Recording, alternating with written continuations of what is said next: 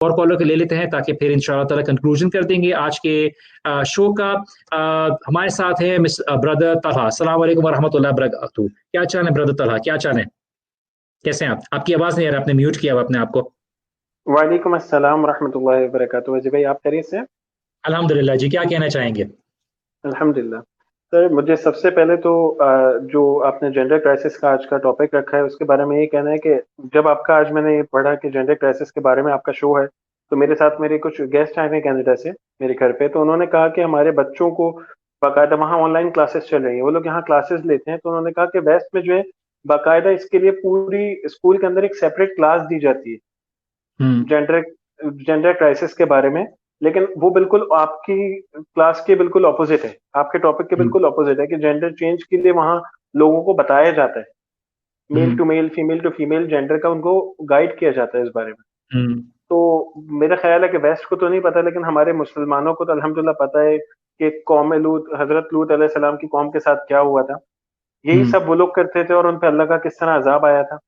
Exactly. तो अल्लाह पाक हम सबको हिदायत दें कि हम इस रास्ते से हट जाएं और इसके बारे में दीन को पढ़ें, ताकि अगर हम्म। कोई शैतान ऐसे वसवसे लेके आता है तो हम हम्म। इसको दीन की रोशनी में देखें और अल्लाह के बताए हुए रास्तों पे चलें। दूसरी चीज, एग्जैक्टली। मुझे आपके जो टॉपिक था वुमेन एम्पावरमेंट के बारे में मुझे ये बात कहनी थी कि आजकल जो लोग निकल के बैनर्स लेके और बाहर निकलते हैं, उनको सिर्फ ये सोचना चाहिए वुमेन राइट्स हमारे पूरी दुनिया के अंदर जितने मजहब हैं, हमारे अल्हम्दुलिल्लाह दीन इस्लाम में जितने वुमेन राइट्स दिए हैं औरत को, वो हम्म। किसी मजहब के अंदर नहीं है। अच्छा सूर्य तला निसा भाई, आप मैं देख यहाँ पे लीजिए। यहाँ पे एक बात कहना चाहूंगा। आप बिल्कुल सही करें, आपको पता है कि मैं आपकी बात से बिल्कुल सहमत हूँ। देखिए अल्लाह ताला ने तो दी है, तो लेकिन मसला यहाँ पे यह है कि वो ये बात बोलते हैं कि क्या हमारे मदरजात दे रहे हैं क्या वो राइट जो अल्लाह ताला ने दिए हैं दीन में। यहाँ पे जो मसला आता है ना, बोलते हैं देखिए दीन से तो कोई बात ही नहीं कर रहा ना। यहाँ तो मदरजात ही नहीं दे रहे, यहाँ पे तो वो जो बात अपनी फेवर में होती है वो ले लेते हैं, और जो फेवर में नहीं होती उसमें कहीं ना कहीं सलत मलत करके कुछ ना कुछ कर देते हैं। तो ये बात पे आप कितना क्या कहना चाहेंगे, इसके ऊपर क्या रोशनी डालना चाहेंगे? देखिए, इसके ऊपर मैं ये कहूंगा कि ये चीज इंसान के अपने घर से शुरू होती है। हम्म। मैंने एक साहब को देखा कि उन्होंने, मैं खुद उनको जाती तौर पे जानता हूँ। हम्म। उन्होंने कहा कि मैं अपने बच्चों को ज्यादा नहीं पढ़ाऊंगा, बेटियों अच्छा। को, बेटों को पढ़ाऊंगा। ये चीज घर के अंदर से अब वुमेन के ऊपर ये चीज शुरू हो जाती है, कमी और हम्म। ज्यादती के बारे में। बेसिकली हम्म। हम ऐसे माशरे में रह रहे हैं कि जहाँ जो है ना वो जहेज को जो है वो वैल्यू दी जाती है औरत हम्म। के लिए, और जो हम्म। विरसा है उसके अंदर उसको वैल्यू नहीं दी जाती। जो दीन के अच्छा। अंदर मना किया गया है जहेज, उसकी वैल्यू देंगे, और जो विरसे विरासत की जहाँ बात आ जाती है वहां औरत का कोई हक नहीं है। अच्छा तला भाई, मैं एक बात कहना चाहूंगा। मुझे बताइए कि आपने भी क्या ऑब्जर्वेशन रही है। सिस्टर से पूछता तो जरा वो रहता कि जब जहेज की बात आती है तो अक्सर ये प्रेशर क्या उस दूसरे घर की खवातीन की तरफ से आता है या मर्द हजरात की तरफ से आता है? मेरे अंदाज के मुताबिक ये खवातीन की तरफ से ही आ रहा होता है, जो मर्द हजरात को भी पुश करती हैं कि देखिए ये जहेज के लिए ये डिमांड करें, ये डिमांड करें। या आप कहते हैं कि मेरी सोच में कोई गलती है, तजुर्बे में कोई गलती है? सर, देखिए, ताली दोनों हाथों से बजती है, औरतों की तरफ से भी प्रेशर आता है, लेकिन कुछ जहां पे मैंने देखा है कि घर के अंदर उनके खानदान के अंदर औरतें बहुत कम है। ये मेरा जाती एक्सपीरियंस है कि उनके हम्म। खानदान के अंदर औरतें कम है, लेकिन वो दूल्हा जो है वो डिमांड कर रहे हैं। हम्म। वहां ये जहेज एक लानत है, इस चीज को सोचा नहीं जाता। देखिए, हम्म। मैं आपको बता रहा था कि मैं एक ऐसे साहब को जानता हूँ जिन्होंने कहा कि मैं अपनी बेटी को पढ़ने नहीं दूंगा। ठीक है, हम्म। उन्होंने नहीं पढ़ने दिया, लेकिन बाद में उनके घर में जब डिलीवरी थी तो वो फीमेल डॉक्टर को ढूंढ रहे थे। सही अगर बात है। औरत को पढ़ाएंगे नहीं तो वो फीमेल डॉक्टर क्यों ढूंढ रहे हैं जब आप औरत को पढ़ाने के हक में नहीं है? सही। ठीक है, एक चीज। दूसरा ये कि हमारे, मैं आपको बता रहा था कि हमारे इस्लाम के अंदर जितनी भी वुमेन्स राइट दिए गए हैं औरत को, माशाअल्लाह, कि पर्दा, किसी मजहब के अंदर पर्दे का हुक्म नहीं दिया गया।